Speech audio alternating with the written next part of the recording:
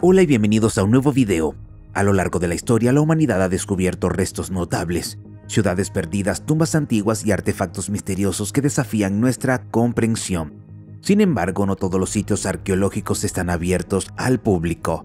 Algunos permanecen envueltos en secreto y están protegidos debido a su fragilidad, peligro, restricciones políticas o misterios sin resolver. Hoy te llevamos en un viaje para explorar 20 sitios arqueológicos prohibidos.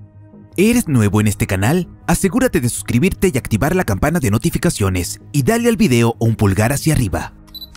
Número 20. Hace unos 25.000 años un antiguo grupo de humanos cazaba mamuts, utilizándolos como fuente de alimentos y sus pieles como ropa.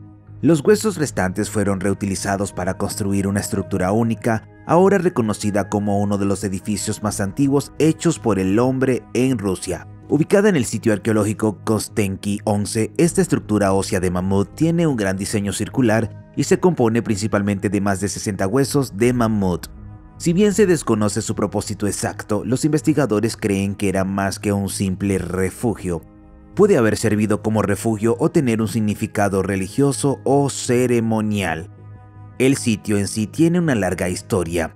Se descubrieron allí dientes de mamut ya en 1703. Un viajero y artista holandés, Cornelis de Bruijn, documentó su visita y escribió que un emperador atribuyó los restos de elefantes supuestamente vistos en Kostenki por Alejandro Magno. La estructura, que mide 11 metros de diámetro, habría requerido un esfuerzo considerable para construirla.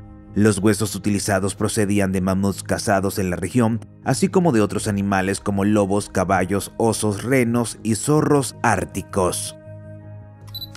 Número 19. La antigua ciudad maya de Chichén Itzá es famosa por sus maravillas arquitectónicas y tecnológicas. Una de sus características más fascinantes es el templo de Kukulcán, donde durante cada equinoccio una enorme sombra en forma de serpiente parece deslizarse por la escalera. Sin embargo, la pirámide ofrece algo más que un espectáculo visual. Cuando los visitantes aplauden en la base de las escaleras, un eco extraordinario reverbera en el aire.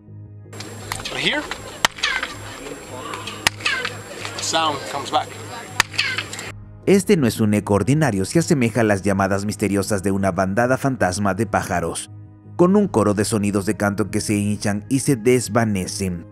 Durante las ceremonias en honor al Kukulcán, un sacerdote aplaudía mientras miraba hacia la pirámide, produciendo el sonido de un pájaro. Luego, volviéndose hacia el templo de los guerreros, volvía a aplaudir, creando un ruido sordo que parecía emanar de la piedra. Los mayas creían que estos sonidos representaban la voz del dios. Lo que hace que estos ecos sean particularmente fascinantes es su sorprendente parecido con el canto del quetzal, una magnífica ave con vibrantes plumas verdes y rojas. Para los mayas, el quetzal era sagrado, simbolizaba la bondad y la luz, y sus largas plumas de la cola se utilizaban para adornar los tocados de la nobleza. Número 18. Investigaciones recientes han llevado a los científicos a sugerir que las antiguas pirámides de Egipto se construyeron a lo largo de un brazo perdido del río Nilo. El descubrimiento de esta vía fluvial seca proporciona información sobre cómo probablemente se transportaron los materiales para la construcción del complejo piramidal de Giza y otras estructuras. También explica por qué esta región contiene una concentración tan alta de pirámides, conocida como la rama de Aramat, derivada de la palabra árabe pirámide. Esta vía fluvial una vez extendió aproximadamente 63 kilómetros y tenía más de 600 metros de ancho.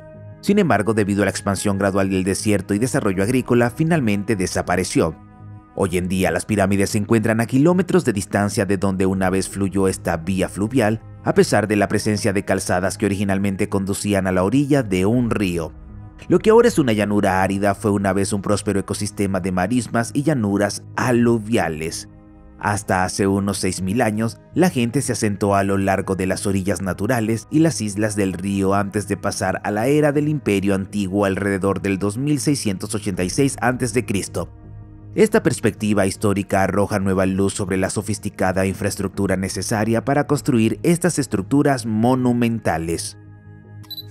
Número 17. El concepto de Aaru está profundamente arraigado en la mitología del Antiguo Egipto y representa un aspecto fascinante de sus creencias sobre la vida después de la muerte. Aaru, también conocido como los Campos de Juncos, era considerado un paraíso celestial donde las almas irían después de la muerte. Este reino se representaba como un paisaje verde y exuberante y estaba estrechamente asociado con la diosa Maat, que encarnaba la verdad y la justicia. De acuerdo con las creencias egipcias, solo aquellos cuyos corazones estaban equilibrados contra la pluma de la verdad de Maat podrían acceder a Aaru, donde experimentarían la paz y la felicidad eternas. Más allá de su significado mitológico, Aaru ha encontrado un lugar en las interpretaciones modernas.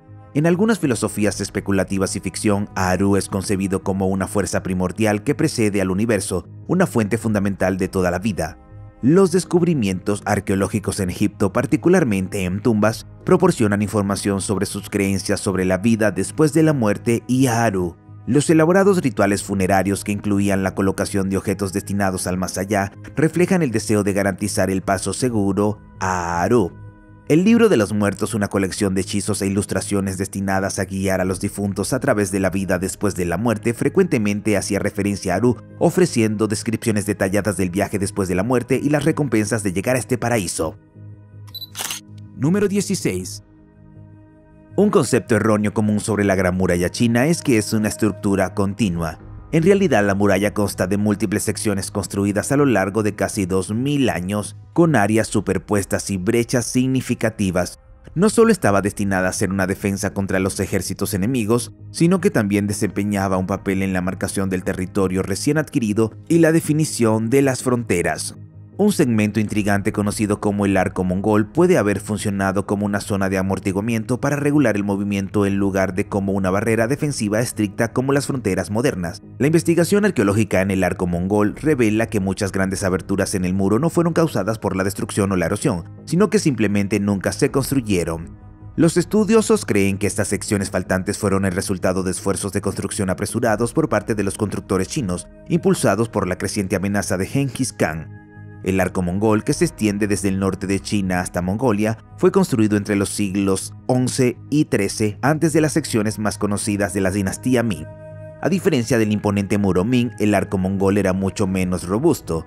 En algunas zonas, una simple zanja servía como defensa principal, mientras que el muro en sí estaba hecho de poco más que tierra compacta. Los registros históricos alrededor del año 1200 después de Cristo, justo antes de la invasión de Genghis Khan, hacen referencia a la rápida construcción del muro defensivo.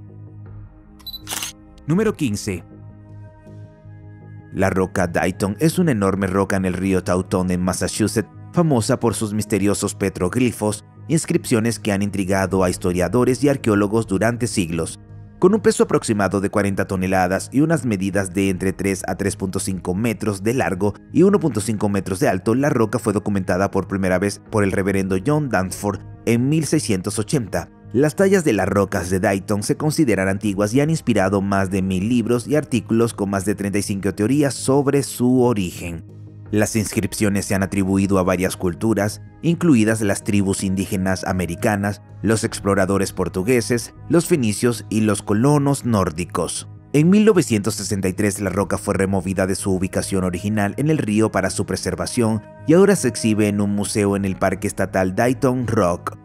Una teoría prominente sugiere que las tallas pueden estar relacionadas con los exploradores nórdicos. En la década de 1830, el historiador danés Carl Christian Raff propuso que los petroglifos estaban conectados con las sagas vikingas, citando evidencias de asentamientos nórdicos como Leaukset auf Meadow en Terra Nova.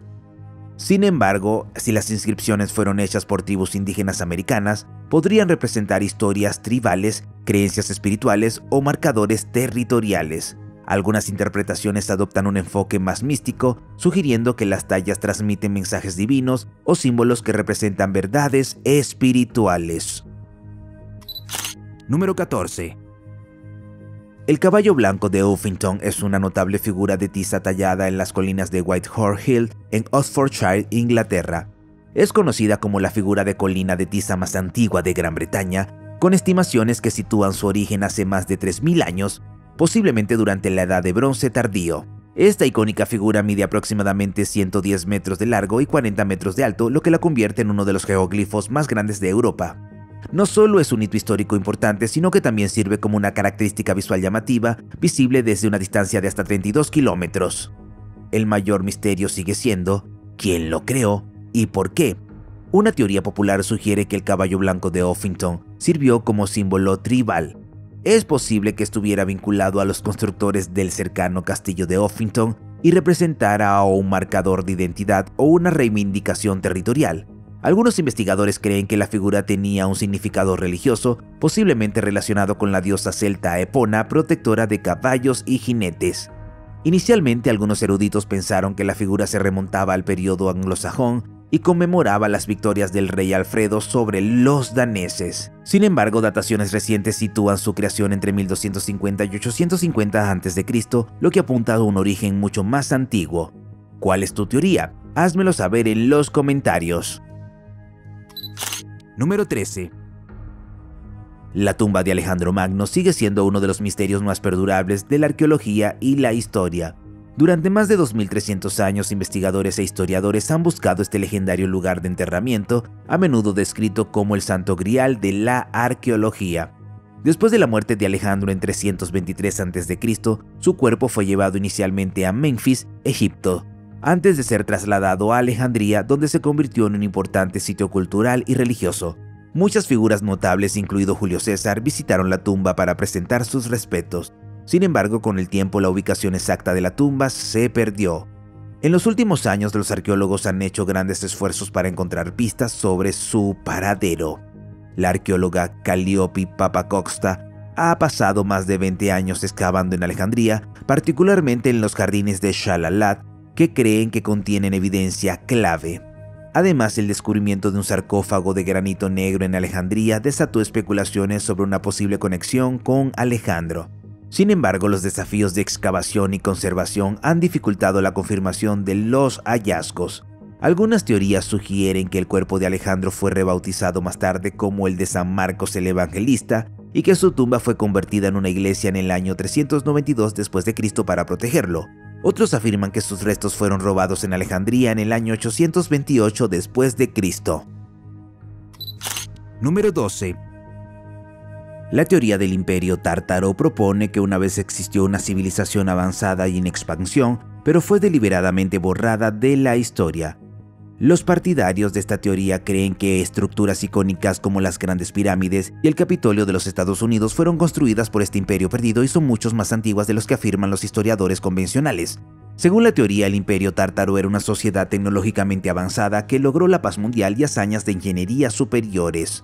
Los creyentes argumentan que los registros históricos fueron manipulados para hacer que estas estructuras parecieran más jóvenes y para ocultar la evidencia de las contribuciones de Tartaria. La frase reescribir Europa con Tartaria se refiere a la idea de que la historia europea debe ser reexaminada a través de la lente de esta teoría. Los partidarios afirman que los estilos arquitectónicos de toda Europa son evidencia de la influencia tártara más que de la evolución convencional de las culturas locales. Si bien los historiadores convencionales descartan esta teoría como pseudociencia, continúa ganando terreno entre aquellos que cuestionan las narrativas históricas tradicionales. Número 11. La tumba de la emperatriz viuda Sisi, ubicada en las tumbas Qin orientales en la provincia de Hebei, es un sitio significativo que sirve como lugar de descanso final de una de las mujeres más poderosas de China. Sisi, que gobernó como líder de facto de China durante finales de la dinastía Qing, murió en 1908 y fue enterrada en este elaborado complejo de mausoleos. La tumba es parte de un sitio de entierro más grande que alberga a 5 emperadores, 15 emperatrices y numerosas concubinas imperiales. Sin embargo, la tumba de la emperatriz viuda Sisi no se liberó del saqueo y la destrucción.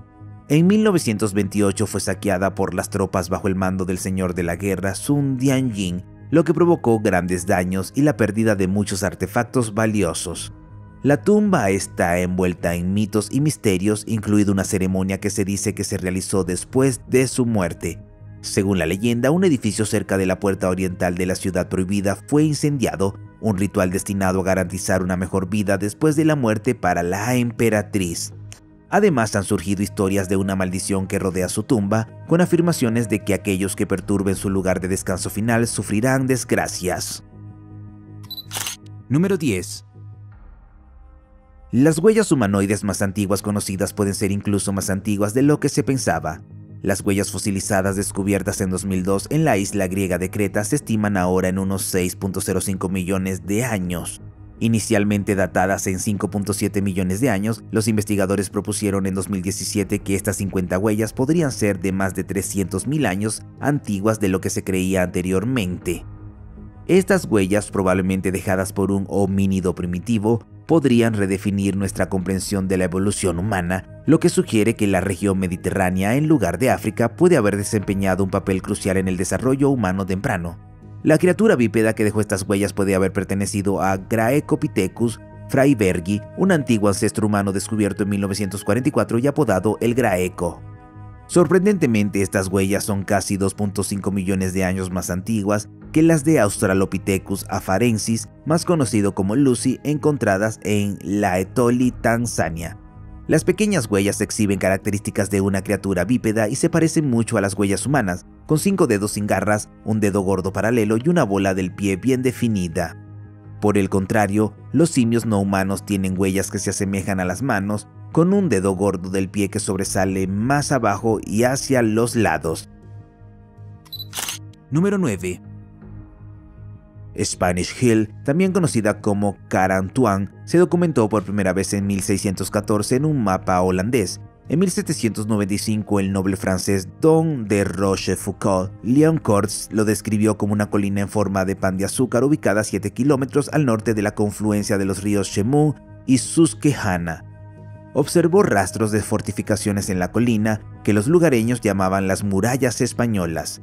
Durante la década de 1840 se descubrieron varios artefactos en el sitio, incluida una medalla de 1550, una espada española, un crucifijo y un bote ennegrecido y dañado por el agua. Las leyendas locales sugieren que la colina fue utilizada por varios grupos, incluidos los constructores de montículos, los primeros colonos franceses, los iroqueses e incluso 3 soldados en un barco sueco que se desvió de su curso.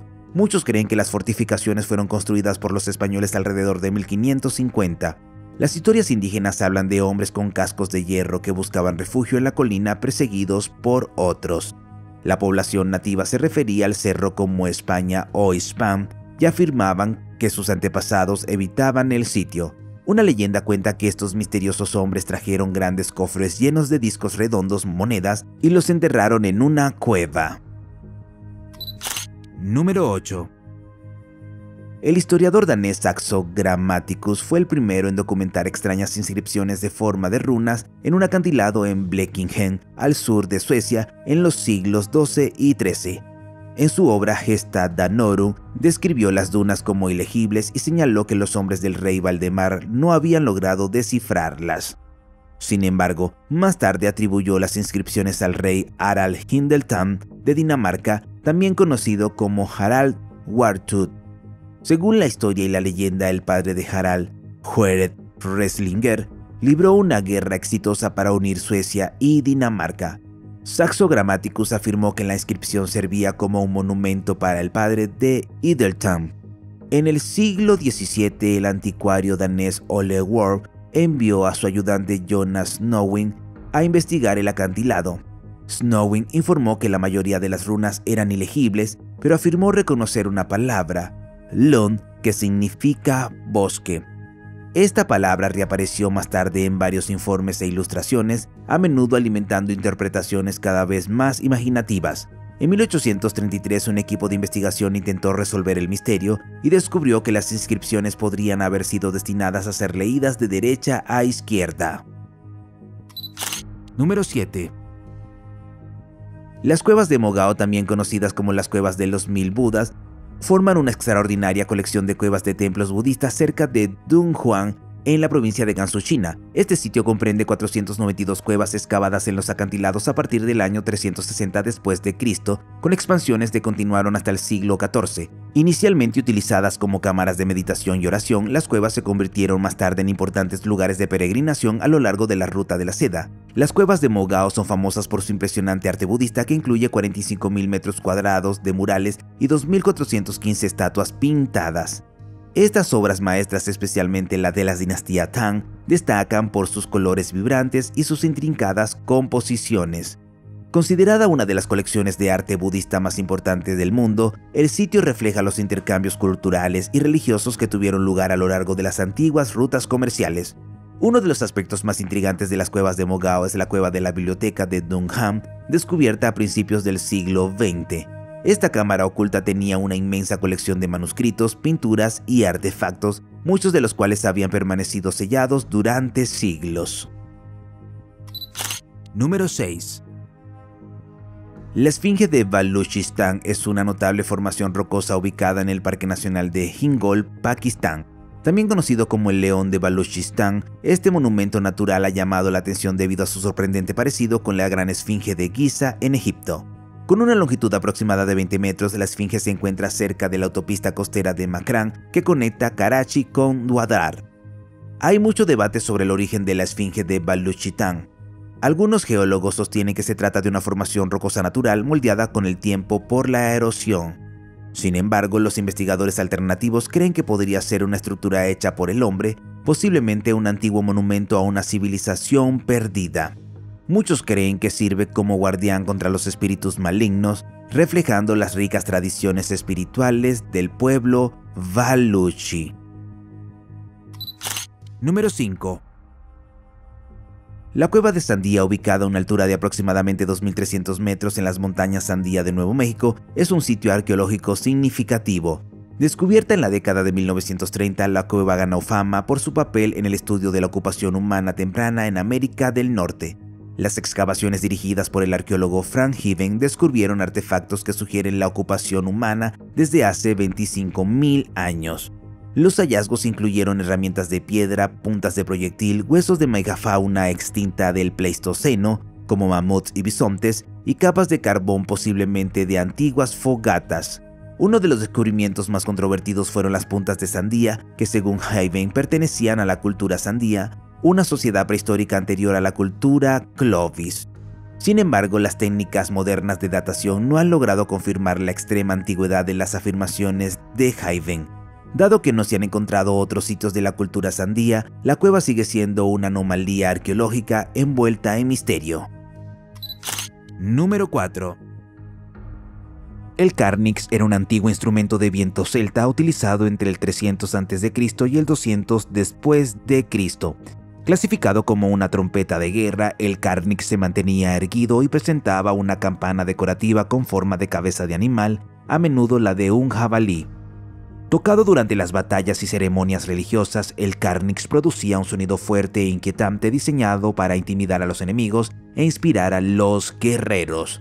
Por lo general, estaba hecho de bronce y emitía un tono profundo, resonante y poderoso que se transmitía a largas distancias. El carnix fue ampliamente utilizado por las tribus celtas en Gran Bretaña, la Galia actual, Francia y otras partes de Europa. Las excavaciones arqueológicas en 2004 descubrieron múltiples cárnices, lo que confirma su uso generalizado.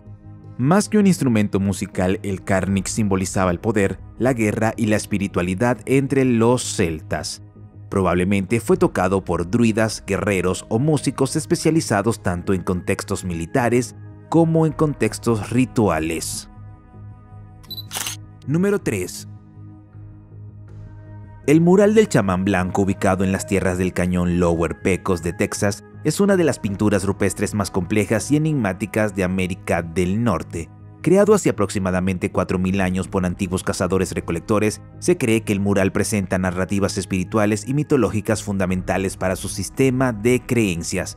Con una extensión de 8 metros de ancho, la pintura se encuentra en un refugio de roca caliza con vista al río Pecos. Se fabricó con pigmentos rojos, negros, amarillos y blancos, derivados de minerales naturales y materiales orgánicos. El mural presenta figuras humanas, animales y diseños abstractos, aparentemente involucrados en una interacción dinámica y narrativa. Una de las figuras más prominentes, el chamán blanco, parece ser un guía espiritual o un chamán. Representada con extremidades alargadas o rasgos exagerados, la figura parece estar comunicándose con entidades sobrenaturales. Algunos investigadores creen que el mural ilustra la historia de la creación de la cultura del río Pecos. Las figuras también pueden representar deidades, espíritus ancestrales o elementos simbólicos del cosmos. Número 2. La capilla Roslin, ubicada cerca de Edimburgo, Escocia, está llena de misterio y leyenda, particularmente en lo que respecta a su supuesta conexión con los caballeros templarios. La idea de que la capilla Roslin sirvió como una fortaleza secreta de los templarios es una teoría popular, alimentada aún más por los libros como el Código da Vinci. Construida en el siglo XV por William Sinclair, la capilla es famosa por sus intrincadas tallas y su belleza arquitectónica. Al mismo tiempo se ha convertido en un centro de teorías conspirativas y de mitos. Algunas leyendas sugieren que los templarios escondieron valiosos tesoros dentro de la capilla, incluido el Santo Grial. Varias teorías afirman que la capilla contiene cámaras ocultas como una cripta de piedra oculta, donde el tesoro del templario podría estar enterrado debajo de los cimientos. Las detalladas tallas y símbolos de la capilla han alimentado la especulación sobre las conexiones de la masonería y los templarios. Algunos creen que los templarios fugitivos buscaron refugio en Escocia después de la persecución en el siglo XIV. Número 1. El Cañón del Chaco, ubicado en el noroeste de Nuevo México, es uno de los sitios arqueológicos más importantes del pueblo ancestral que floreció entre el 850 y el 1250 después de Cristo. Este sitio es famoso por sus estructuras monumentales, su sociedad avanzada y sus extensas redes comerciales. El Cañón del Chaco sirvió como centro para actividades ceremoniales, políticas y comerciales, lo que lo convirtió en una parte crucial de la cultura pueblo. El sitio cuenta con enormes edificios de varios pisos y estructuras ceremoniales conocidas como kivas. Uno de los misterios más intrigantes que rodean al Cañón del Chaco son sus alineaciones astronómicas. Los estudiosos creen que los chaqueños poseían un profundo conocimiento de los ciclos del Sol y la Luna que incorporaron a su arquitectura. Muchas de las grandes casas y kivas están alineadas con eventos celestiales como solsticios y equinoccios, y otra pregunta desconcertante es cómo los chaqueños transportaban las enormes cantidades de madera necesarias para la construcción. Estudios recientes sugieren que los constructores de la antigüedad utilizaban técnicas ingeniosas, como llevar madera en sus cabezas para transportar más de 200 vigas de madera de bosques situados a más de 100 kilómetros de distancia. ¿Qué yacimiento arqueológico prohibido te gustaría visitar? Cuéntanos en los comentarios. Si te gustó el video, dale un pulgar hacia arriba. Si quieres ver más videos que hemos hecho, haz clic en uno en la pantalla o echa un vistazo al canal. Gracias por mirar y nos vemos la próxima vez.